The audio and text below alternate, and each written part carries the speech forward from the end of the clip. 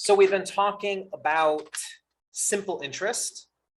So what simple interest is it gets calculated once, okay, over the life of whatever loan or whatever investment you're making. And so it's not calculated again. So today what we're going to talk about is something called compound interest, which is the other type of interest that you tend to see. And we're going to talk a little bit more about the opportunities to invest rather than borrow as far as the economics of this is concerned. So first thing is an investment in which the principal is guaranteed. So meaning if you put money in, that you're not going to lose the money that you put in. That's called a fixed investment.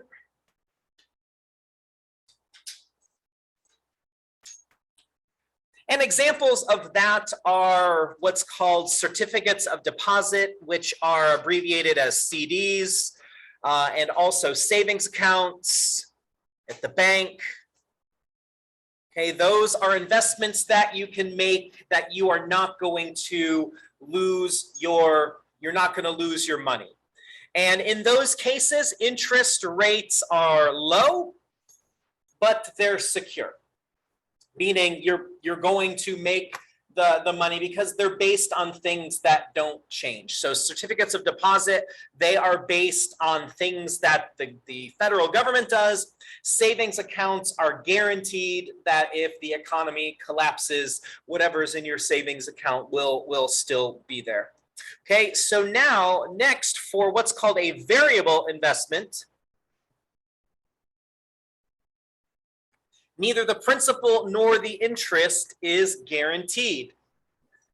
And so examples of these are things like stocks, if you ever do any sort of investing there, mutual funds,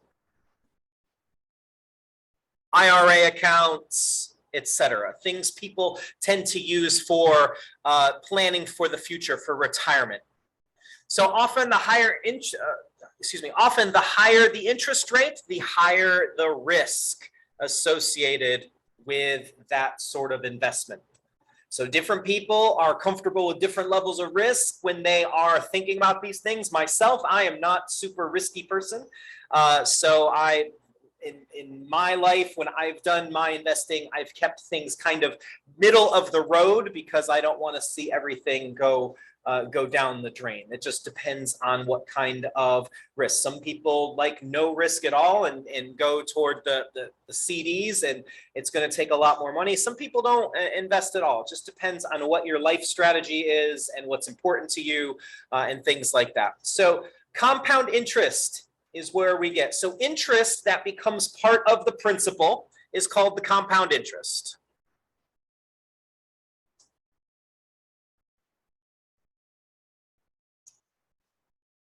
So what this means at various points over the course of an investment, okay, at various points, interest gets compounded and then it becomes part of the new balance that you then continue to earn interest on. Okay, so it makes things grow faster. So this first example is just going to walk us through. We're just going to use the simple interest formula. My purpose in putting this example on here is just so that we get the opportunity to review and practice simple interest so that we remember that for the test that's going to come up at the end of next week. So what we're going to do here is we're going to help Mrs. Mahler. She is a sales representative for Kellogg's. She received a $3,000 bonus for receiving her sales or reaching her sales quota. She deposits the money in a 1-year certificate of deposit, paying 3%, which is compounded quarterly. Now, before we go on, if I tell you we are compounding something quarterly, if we are calculating interest quarterly, how many times a year do you think that is? Quarterly, 4, every quarter. Okay, so that means that 4 times in the year, interest is going to get calculated. So what we're going to do is we're going to determine just using the simple interest formula. And I know this is a little bit of a repetitive example, but it is going to make the point of what compound interest is. Then you're going to be very thankful for the shortcut that I give you immediately after this. Okay, so here goes. So we're gonna help Mrs. Moeller the interest formula, the simple interest formula. This is time 1. Anybody remind me what this simple interest formula is? Bam, great. I'll write it down just in case you forgot. It's the principal times the interest rate times the time. And we're going to do this for each of the quarters. I'm going to help you with the first two, then I'm going to give you a couple of minutes to real quick and do the calculations for the second two. That way we can feel like we've reviewed and we can then we can move on to today's new stuff. So the first time around, Mrs. Moeller puts her principal of $3,000 in there. The interest rate I gave you is 3%. And again, just reminding you of this, if you are not told that the interest rate is anything else, we assume it's an annual rate. And so our time and our rate have to agree. So our time has to be in terms of years. And if it's quarterly, okay, every quarter is going to be 0.25. And I'm going to write the word year here so that in your notes later, you remember why we put 0.25 there. So let's just pretend if Miss Mueller put her money in there on January 1st, then at the end of March, somebody somewhere has got their calculator out and they are calculating how much interest she got. So I'm now just going to throw this down into my cute little calculator right here. And so I've got 3,000 times 0.03 times 0.25. And that turns out to be $22.50. So at the end of quarter one, the new balance, the new amount is $3,022.50. And so the whole premise of compound interest now means that that $3,022.50, when we go into quarter two, becomes the new principal. And since we're doing this quarterly, this is again, the amount of time is going to be another 0.25. And I'm going to throw this into the calculator. So this is not this is just a little repetitive example telling you what it looks like in kind of what my math teacher would have called the brute force way to do this problem, which is just doing this calculation over and over and over again. And so now we get just a little bit more. Mrs. Mueller this next time around gets $22.67. Now that's not a super big deal, but we're talking about small numbers here. So now the balance at the end of quarter two is $22.67 added to the $22.50, and that becomes 3,000. Let me just make sure that I add this right. I don't want to make a big mistake on my Monday. So 3,045.17. So if you would for me, please run through that 2 more times. So we're halfway through the year. Okay, so you need to do quarter 3 and quarter 4, the same process. Give you a couple minutes to do that, and then I'll get started here in a minute and you can check your work with my work.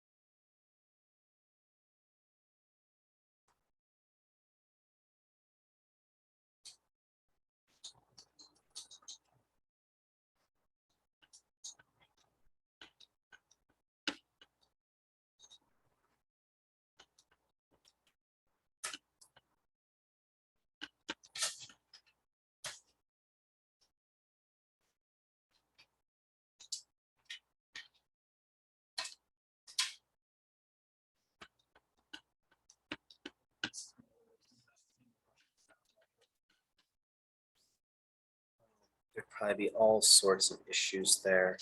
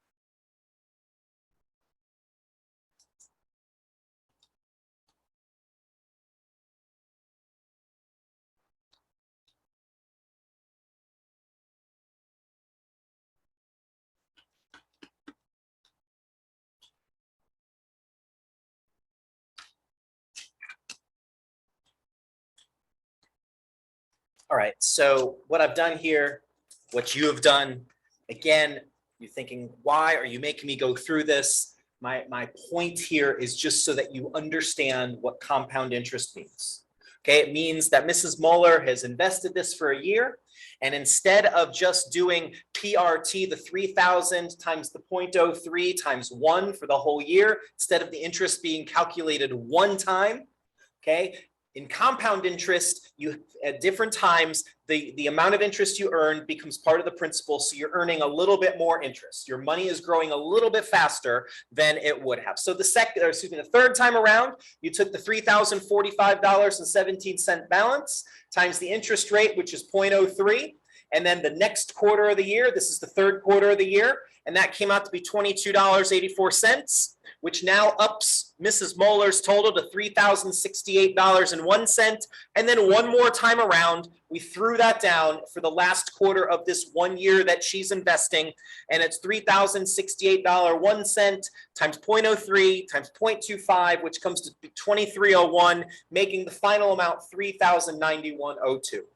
Now, we never want to do that again for compound interest. I am sure that's true of you. That's true of me. That's too much busy work. I am not down for all the busy work. So there is a quicker way to calculate compound interest. So this is the second interest formula that you're going to have to remember for the test. Here is the compound interest formula. We're going to use it a bunch of times to hopefully begin to indel this in your brain. So the compound interest formula, I will define all of these variables for you, but let me write the formula down first. The amount, A, that's going to be, we're going to call that the final amount in just a minute, is equal to my P, my principal. Okay, P means the same thing in this formula as it did before. Now we're going to have some parentheses. In the parentheses, you're going to have 1 plus the fraction R over N. Again, I will write this down, but R is the interest rate, N is the number of compoundings, and that is raised to the power n times t. N is the number of compoundings, t is time. So while you're writing that formula down, I'm going to just make sure to define all these variables for you. A is the final amount. P is our principal. R is equal to the rate. N is the number of compoundings. And then t is equal to our time.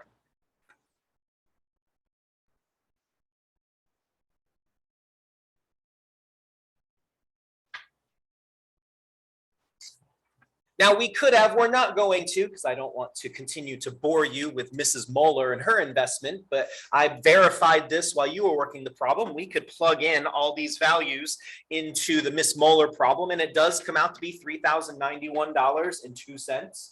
Okay, you get the same value that we did, but in just a much shorter amount of time. So if you at some point want to take time to verify and plug in the values from that problem in example 1 into this formula, you will indeed come out with the same final amount that we came out doing it the manual method.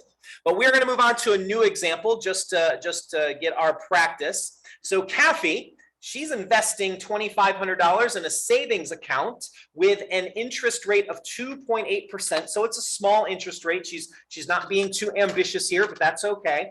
And it's going to be compounded quarterly, just like Mrs. Mueller, so that we can understand what the value of N is going to be. Now, in the problems we do, okay, so we're just learning, right? That's one of the things. We're just kind of going through and doing overviews. One of the not real life situations that we encounter in this is everything we do as we're learning is just a single investment. But what you normally would do over the course of your life is you would continue to add to these things. And it doesn't really complicate things like as far as the calculation. It's just more of a, if I was teaching you to do that, we would whip out a spreadsheet and we would do it that way. That way we'd avoid just all the laborious calculations. Okay, so just the things we're dealing with, we're doing a single investment just to get used and see how these things work. So if no other deposits are made, how much will be in this account in 2 years? Okay, so I'm just going to set this up. If you don't understand why I'm putting a particular number in a particular place, that's great. You're going to get your chance to go through this in just a minute. So here we go. The amount of money Kathy is going to have at the end is going to be the principal. What is the value of the principal in this problem? Yep, that is the amount she's investing, so 2,500. And then 1 plus the interest rate is 2.8%. So what decimal number am I going to use? Perfect, love it, 0.028. We are compounding quarterly. Now, you know this from the writer's cramp you got from Mrs. Muller's problem. That means how many times is the interest going to be compounded? 4, okay? Quarterly. Sorry, what? Is it per year? So would we put 8 there? It's per year, so 4, okay?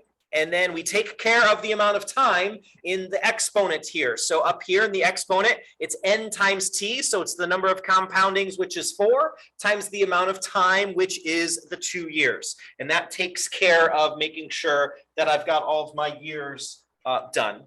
And now it just becomes a calculator issue.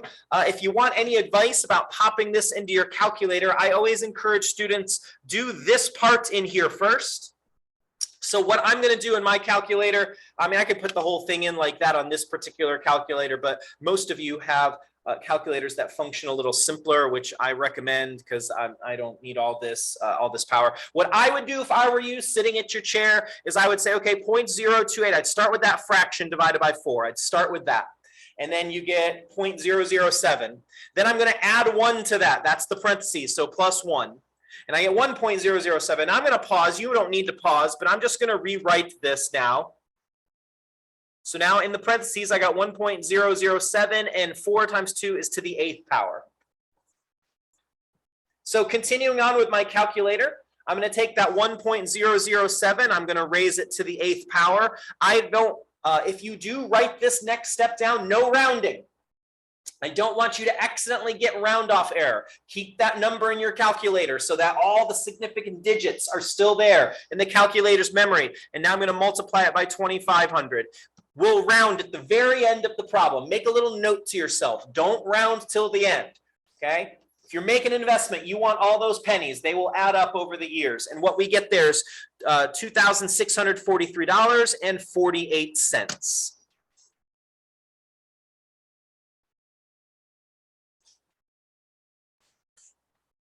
So at the end of the 2 years, we see that Kathy has gotten about $143 and some change as far as her interest is concerned. Is anyone confused or bothered about where any of those numbers came from that I plugged into that formula? Yeah. You did the 2,500 and 1.007 the 8. Which part did you do first? Well, order of operations, in our arithmetic, exponents always come before multiplication. So do not multiply the 2,500 times 1.007 here because we have that exponent to take care of first. So I did the 1.007 to the 8th, and I got on my calculator, it was 1.057391377, and I'm sure there was other values beyond that that are just stored in the calculator's memory. So don't round, okay? I don't want you to end up with round off error. And you wouldn't want the bank to round off and then cheat you out of some money that you're owed in the long term. So do that exponent first, then multiply by the 2,500 as the last thing. Any other questions? Great question. Yeah. After class, can I ask you how to do exponents on my calculator? Yes, if any of you don't know how to use your calculator to do exponents, there's a couple different types of calculators. In fact, in this next problem, if you need me, raise your hand. I'll come to you, make sure that you can use your calculator adequately. All right, so on the next page, exercise 1. For Kathy, what we're doing is we're just going to change the constraints. So we're still applying to the previous problem with Kathy.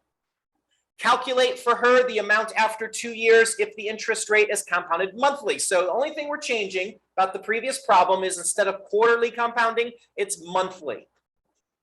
And how many months are there in a year? Okay, that means that's what n is going to be. Great, go for it.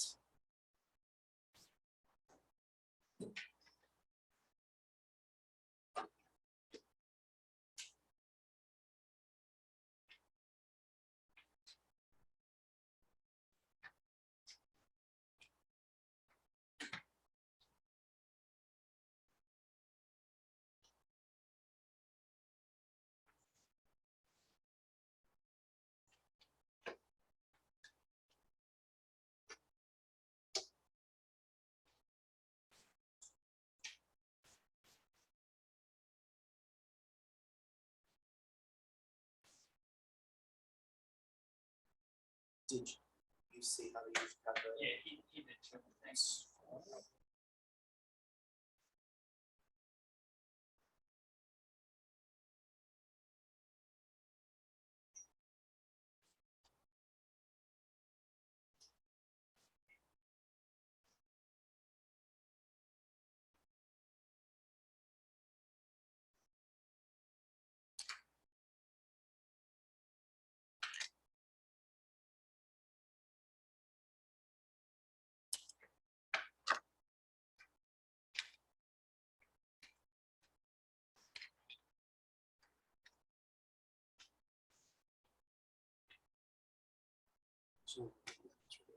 No, you're not doing anything with that. I will tell you about that in a minute.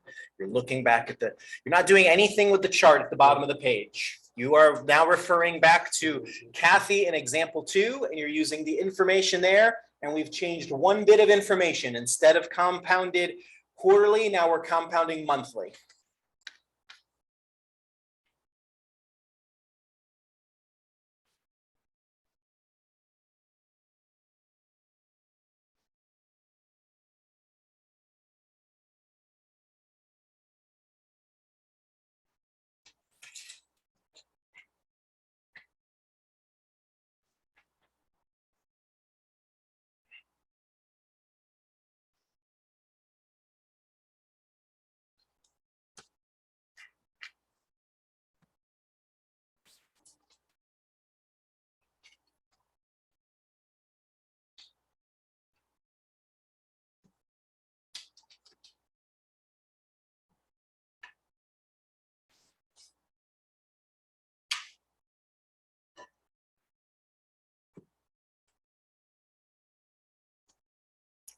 All right, so I'm going to get started on exercise 1, and then we'll go on to the next one. All we're doing here is practicing this formula. So if you have any questions, let me know. So the amount of money that Kathy is going to have in this instance is going to look like this. Starts off with $2,500. That's the principal. Then according to the compound interest formula, it's 1 plus the rate. And if I look back on page 1, I believe the rate was 2.8%. So 0.028. Then I'm going to divide that by 12. This time the exponent is n times t, so that is 12 times t, which is 2 years. There's my compound interest formula. Anybody got something different up to this point that we need to talk about? Because the rest of it is just calculator work at this point. Once you get the right number in the right place, you are home free on these problems. Okay, so I'm going to throw this into my calculator. So I'm going to start with that fraction like I've advised you to do. So my fraction down there is, let's see, can we see that? Okay, we can sort of see that. I've got 0.028 divided by 12, and that turns out to be that decimal. I'm going to add 1 to that. Okay, again, no rounding. Okay, if you round, you're going to cheat yourself. Then we're going to raise that to the 24th power. And I get that number there, 1.057528697, on and on and on. And then I'm going to multiply that by 2,500. And that turns out to be $2,643.82. So we can see that for Kathy in these kind of smaller numbers, the change in the amount, the number of compoundings resulted in a little bit more, like 45 cents more, something like that. So not significant in the short term, but it could add up over the long term. That is kind of the benefit of compound interest. Yeah, what's up? I got the 4,348.52. You got what? 4,348. Woo, man. Kathy wants to bank with you for sure. All right, I'll walk over to you and see what you pushed wrong in the calculator. Did anybody else get something that's other than this number right here? All right, then work the next one. Again, we're helping Kathy. This time, Kathy is going to compound monthly, but she's going to leave the money in there for 5 years this time. So still the same interest rate, still the same principal. We've just changed the number of years and the number of compoundings this time.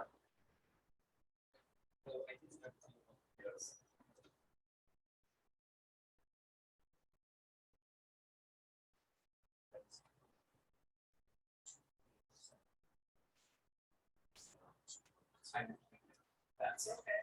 Decimal places matter, right? Yeah.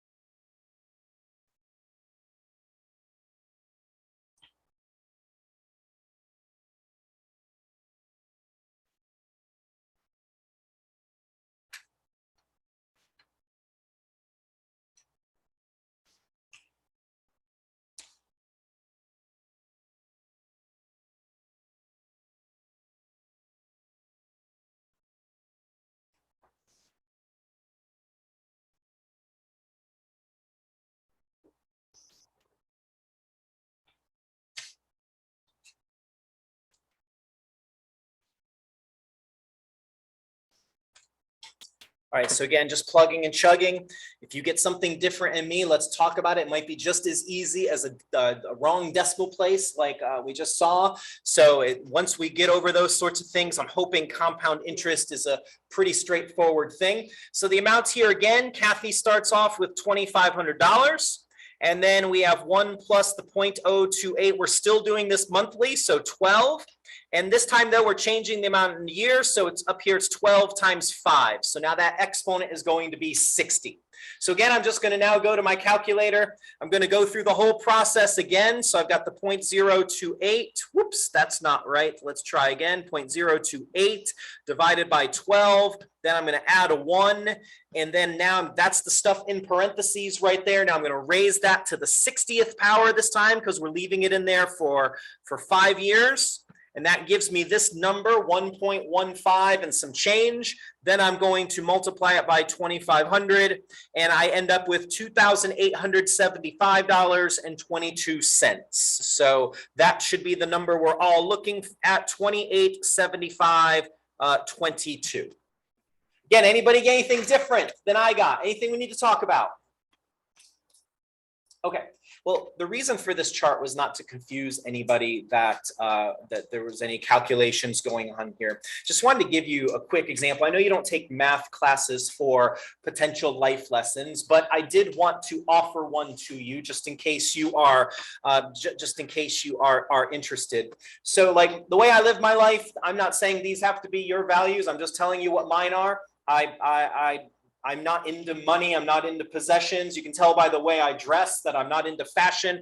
My wife and I, we try to give away as much as we possibly can, but at the same time, you have to think about the future. We would like to someday retire. I'm sure at someday, most of you would probably like to retire, not have to worry about earning money from somebody else. So here's the life lesson I just want to give you. At whatever point you are able to do this, okay, this is the counsel I've given my daughter. Okay, I've told her, you know, you should set aside a certain amount of money to be generous with. You should set aside a certain amount of money for your future. And you should do that as young as you can, because the key thing that you all have that I don't have, you have time, right? You're young, you have more years. So if you and I start investing the same amount of money right now, we're going to have different amounts when we retire. I've got what, 12 years, you've got 30 or 40 years or maybe less or whatever. So I just wanted to show you this. So when you're 21, or I'm sorry, I can't read, 23 according to this chart. There's all sorts of charts like this online. I just grabbed something. If when you're 23, if you take a moderate amount of risk and invest money, down at the bottom it says this chart is based on a 10% annual rate. That's a moderate amount of risk. Okay, so that's not that. So if you open up an IRA or a mutual fund and you start out when you're 23, if you can scrape together $1,000 and then you're 24, maybe 2, and then you get up to 3 and you stop doing that when you're 32. So for those 10 years, you invest at this 10% rate. And then look, you never do anything else. You've invested a total of $27,000 over your life. And when you retire, these people are retiring at 67, which might be a little old, or maybe you'll love what you do. And that's when you'll retire. You'll have over $1 million. Okay. This person, instead of those first 10 years, they took those 10 years off. And then they started investing when they were 33 and did the 3,000, did 3,000 every year until 67. Notice they've invested more. And this is the point that I'm trying to make with this chart. The second person has invested a whole lot more, like 4 times more money. But notice at the end, when they retire, they have significantly less. They have like $500,000 less money to retire on. So even if what I've told my daughters, even if you can only do, you know, like $20 a month when you're in your early 20s, any amount that you can invest now, you have the time. Okay, so that's just a potential little life lesson. If that's anything that interests you, and if not, then feel free to ignore it. That won't be on the test. Yeah. Is this a normal savings account, or what is? This would be something like a mutual fund or an IRA. Like when you turn 21, I don't know how old anybody is here. When you turn 21, you can open up an investment retirement account. Okay, and it's it's exempt from taxes, so you can invest money, and on the front end you don't get taxed on that money, so you can deposit it and they tax you later on it because the government always gets their share of everything, but on the front end you don't, and then you just leave it. You can't take it out without a penalty, but then you just leave it in there to grow and grow and grow until you're ready for it at some day in the future. So I got like honestly I started late, and it's a big regret of mine. My wife and I, we didn't take the advice that we gotten. So we're scraping stuff together now that it's on our horizon. So I would just say, if that's something that you're thinking about, the earlier you start, you have time. That is the big resource that you have over somebody's old like me. All right, so enough of that. Exercise 3, which is on the next page. Again, we're just getting used to this this formula. So please do another example of the compound interest formula.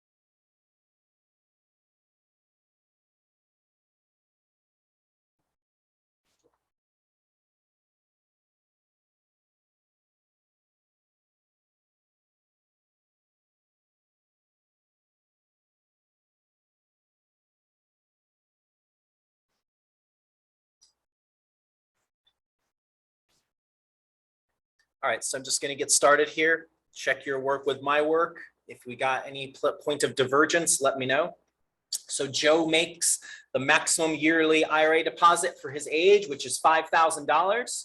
If he does not invest any more in this account and earns 11% annual yield compounded quarterly, how much will Joe have in 10 years? Okay, so Joe starts off with $5,000.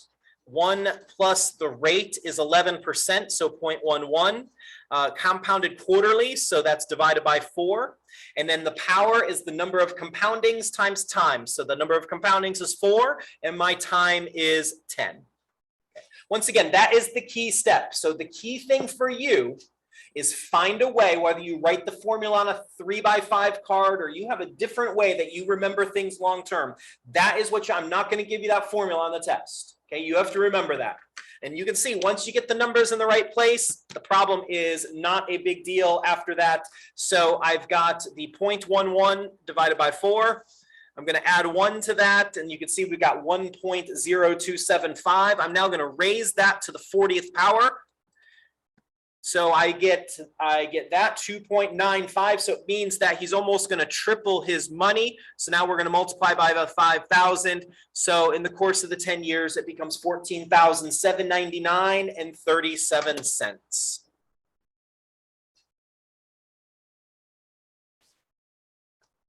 Is anyone having trouble with their calculator? Okay, please ask that question. So I've got just 2 more of these, but notice an exercise 4, I'm asking for a slightly different outcome. Exercise 4, I don't want the final amount.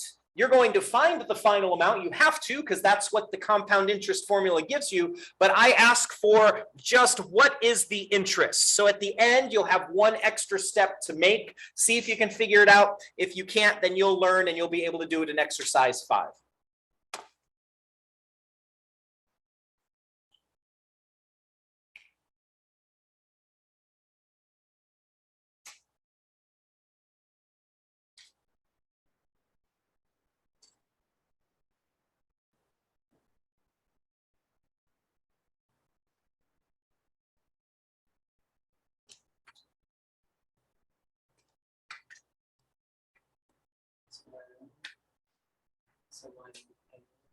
Oh, semi-annual, I meant to ask you. Any thoughts on how many times, how many compounding semi-annual will be? Yes, those are you two. Every 6 months. Sorry about that. I didn't mean to assume that you knew that.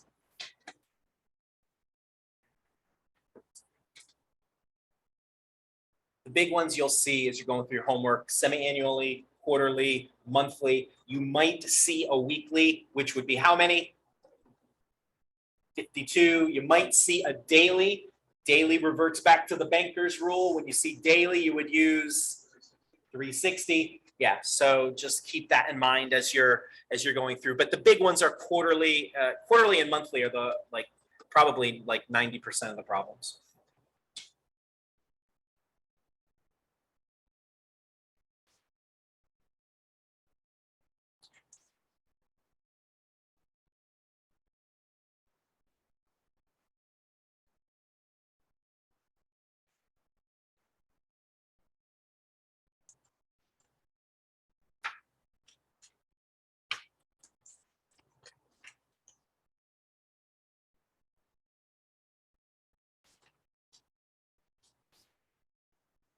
All right, so the amount for this problem, which we need to calculate first, is the $3,500, then 1 plus the rate, which is 5%, so 0.05, divided by semi-annually, so 2. And then that's 2 times 7 in the power, so that's going to end up being 14. So this is going to give us, once we throw it down in our calculator, it's going to give us the final amount. So I'll see what I got here. I got 0.05 divided by 2 plus 1. I'm going to raise that to the 14th power, and then I'm going to multiply it by 3,500, and I end up with $4,945.41. Okay, that's great. But that's not the answer that we wanted. How do I figure out, what do I have to do to figure out the interest? Yeah, we're going to take that 3,500 and we're going to subtract it. So we'll take out the minus the 3,500 at this point, and that means the amount of interest that was earned in this situation was $1,445.41 of interest.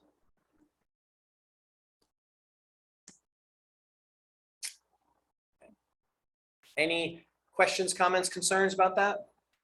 Anybody get something different than me that we need to talk about? All right, well then do exercise 5. One more time, you're just calculating the interest given those constraints.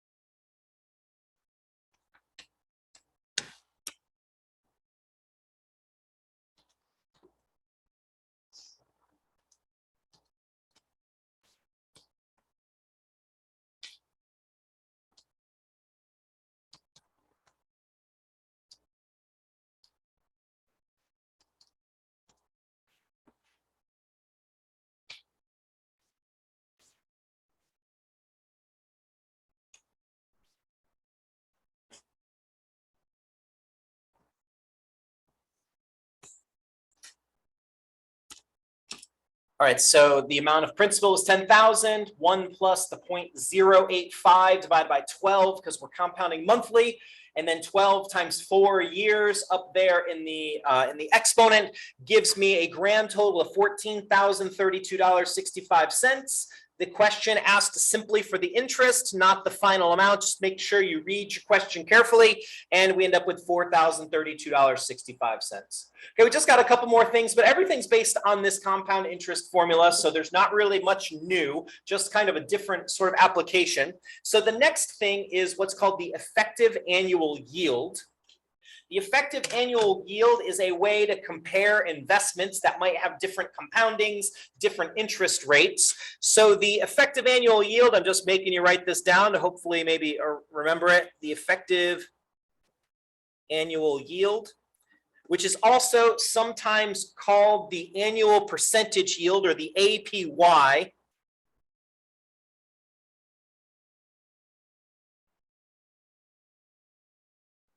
Up where I live in the Claremont area, you drive around and the banks have their signs out front and they're always advertising things and telling you the APY because they're trying to get you to come in. So this is what this is it's the simple interest rate that would give the same amount of interest as a compound rate over the same amount of time. So what it is it's just boiling everything down to the same basic terms so that you can compare. And the way you calculate the effective annual rate is you use the compounding and the rate with $1 for 1 year. $1 for 1 year, that's the constraints. So we're just going to use the compound interest formula to figure what would I get at $1 for 1 year. Then we're going to subtract the dollar and that'll end up with our percent rate. So here we go. My amount that I end up with in example 3, I've got $1 for a year, 4% compounded quarterly. So my principal is $1. My rate is 0.04 compounded quarterly. My n is 4. In the exponent, it's n times t, so 4 times 1. Again, at this point, it just becomes a calculator issue for me. So I've got 0.04 divided by 4, that's going to be 0.01. Then I add 1 to that, and then I'm going to raise that to the 4th power, and I get 1.0406. I'm just going to take this out to the 4th decimal place to give me decent accuracy. So I'm going to round to the 1.0406. So what that means is if you invested $1 for a year at this, you'd have $1.04 and a little bit extra. Okay, so now what we're going to do to find the APR, or the APY, sorry, I'm going to take that $1.04 and some change, the 1.0406, I'm going to subtract the dollar, and I get 0.0406. So that means I have 4 cents and some extra, and then we'll convert that to a percent by moving the decimal 2 places to the right. And that means the annual percentage yield is 4.06%. So when you're asked for the effective yield or the annual yield, that is, if we just calculated the simple interest on $1 for a year, we would have to use a 4.06% simple interest rate to end up in the same place. That's what this is trying to communicate to us. So I've got just 2 problems for you. The first one's a real quick one. So go ahead and do exercise 6. What's the APY under those constraints?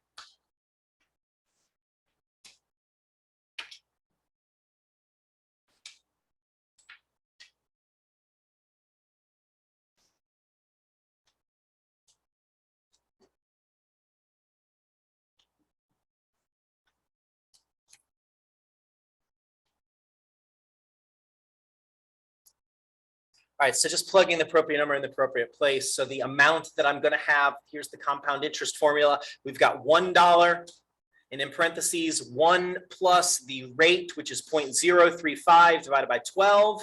And then the exponent, it's 12 compoundings times 1 year. And when I put that in the calculator, I rounded to the 4th decimal place. That's 1.0356. So that means that the annual percentage yield is 1.0356 minus 1. That is 0.0356, which turns into a 3.56% rate. So then exercise 7 is just applying this same sort of thing. Now you've got a choice to make. You've got 2 banks. One has a 3.75% rate compounded semi-annually, which means N is 2. And the next one has a 3.6% rate compounded monthly. So which one, if you wanted to get you wanted to milk every cent out of your money that you could, which one would you choose? So I'll give you a couple minutes to go ahead and do the calculations, and we'll come to a conclusion.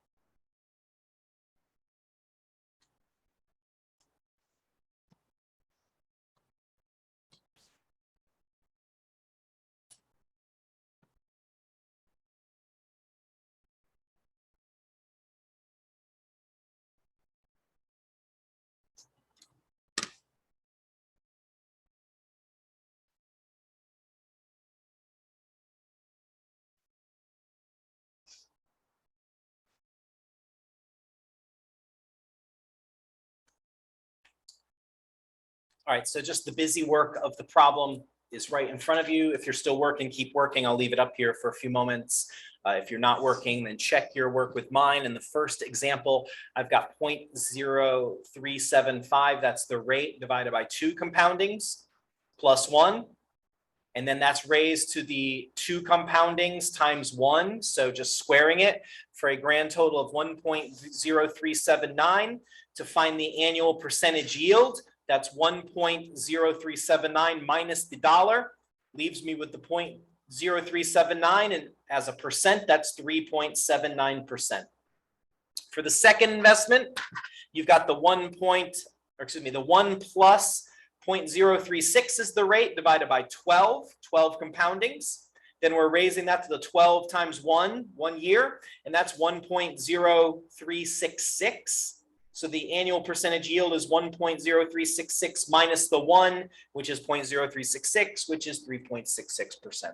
So that means that the first bank you pass has the better rate. The second bank needs to do something to be a little more competitive. So your rate is going to be more important.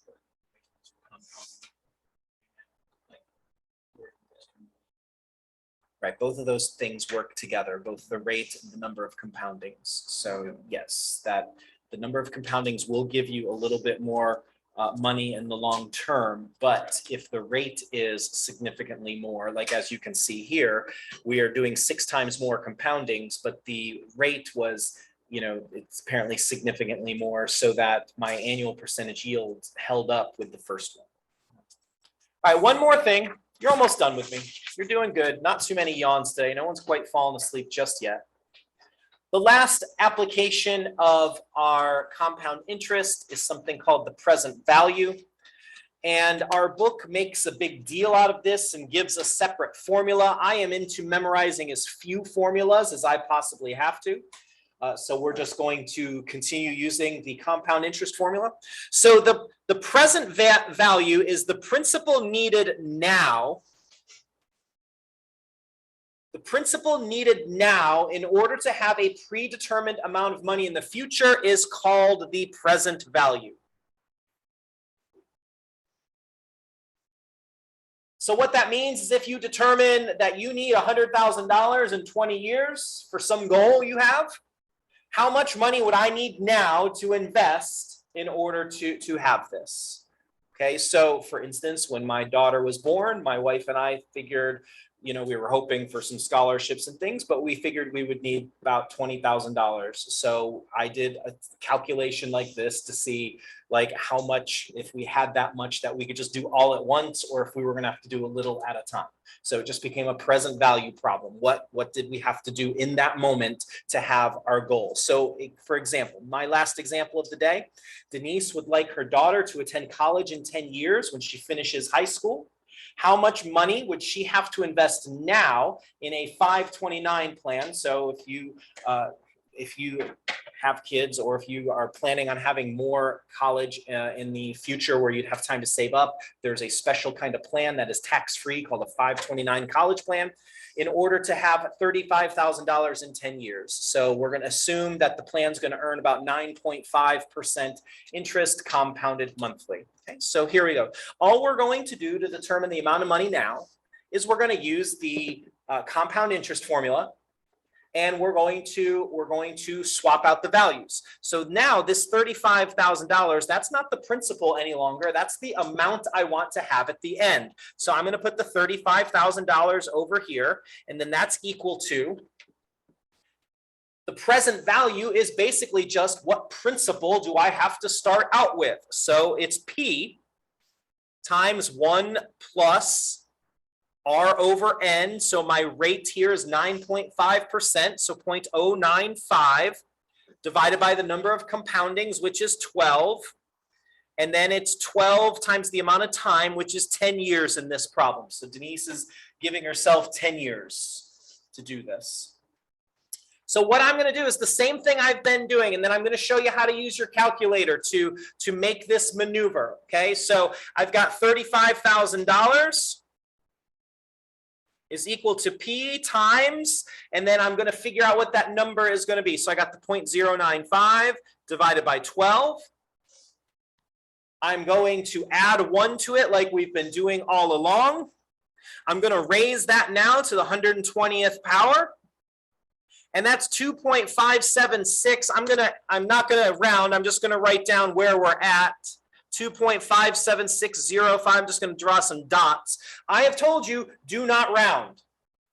So how do I use my calculator without rounding? That is a great question. Well, first, before we do that, what would I do if this was just basic introductory algebra? What would I do to both sides of this in order to get P by itself? Divide. You're going to divide. Okay, so I would divide by this number. So what that's going to do is it's going to put this number here in the denominator. So I'm going to have 35,000 divided by that 2.57605 and all those other digits. That's going to be my principal. And here's how you use your calculator. What you want to do so that you don't have to round is you want to find the reciprocal button. On most of your calculators, and not all your calculators, the reciprocal button is going to have one of two things. It's either going to have an X with a -1 over it, or you're going to have just 1 over X. One of those two buttons is going to mean the reciprocal. What that's going to do is it's going to take the value on your screen and it's going to flip it to the bottom. So hit that button. When I do that on this calculator, so notice I've got the 2.576055396 right here. My reciprocal button, you might not be able to see it on the screen. I'm sorry about that, but it's right here in blue. I have to hit the second button to hit it. So I'm going to hit second and I'm going to hit my reciprocal button. Okay, and so on the screen, it puts answer with a little -1. That's just the fancy math way to write reciprocal. And I'm going to hit enter. And it should become 0.3881941. Don't round. The last thing you're going to do is now you're going to multiply that by the 35,000. And I get that if I was going to do this all with one deposit, which I understand that's not necessarily the realistic thing to do, okay, but we're just playing around and learning about compound interest, I would have to make one deposit right now of $13,586.66. to have $35,000 in 10 years. Probably not any of us have that laying around, and so you would you would just do what you could when you can, like any other sort of investment. You'd put away $100 or $150 a month so that you can leave your kid in better shape. All right, if you struggled with what I did with the calculator while you're doing the next problem, just raise your hand. And I will come around and I'll show you the reciprocal button on your calculator and how to do the keystrokes. So here's the last problem for the day. It's the same thing. Denise is going to do the same thing, but this time she's going to think more ahead and do this right when her daughter's born. So have 16 years to get the $35,000. And it's still All the rest is the same. We're just changing the time so that I can get you to hit the buttons instead of me.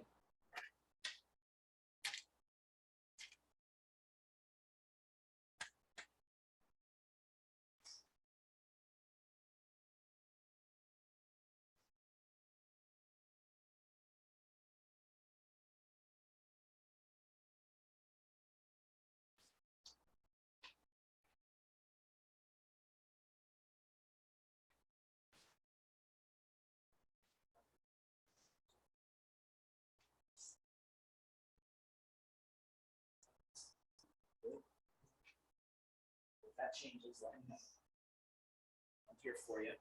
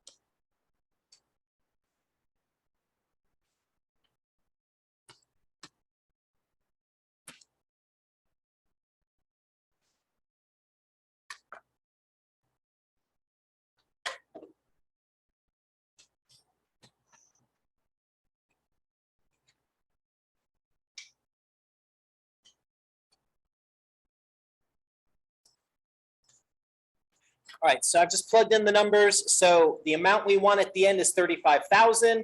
We want to know what's the principal. If I'm going to make a one-time deposit, then in the parentheses, 1 plus 0.095 divided by 12, and this time 12 times 16. And I did that ahead of time. 12 times 16 is 192. That's the power we're raising to here. So it's 35,000 equals P times, and when I throw all this into the calculator, I get this number right here, 4.544941701, and on and on and on it goes. So that means P is going to be the 35,000 divided by that number that's on my calculator screen. So once again, here are my keystrokes. I'm going to hit the reciprocal button to put the 4.54494 and all that other stuff in the denominator. So second, I hit the reciprocal button, and it turns out to be 0.22 and some change. So then I'm going to take that 0.22 and all the rest of it, and I'm going to multiply by 35,000, and I end up with $7,700.87. That would be how much would be needed 16 years before in order to have what would be the amount for college.